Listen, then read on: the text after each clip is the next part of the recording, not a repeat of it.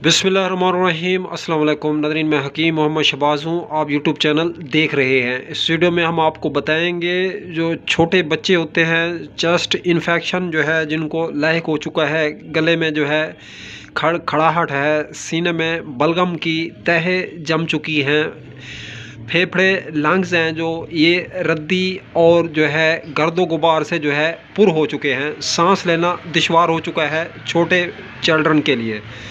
तो नाज़रीन, ये तलफीना के नाम से एक सिरप है अबकरी दवाखाने का। ये सिरप जो है तकरीबन 5 से 10 कतरे छोटे नौमौलूद बच्चों को अगर 3 टाइम इस्तेमाल कराया जाए तो ज़बरदस्त रिज़ल्ट आता है।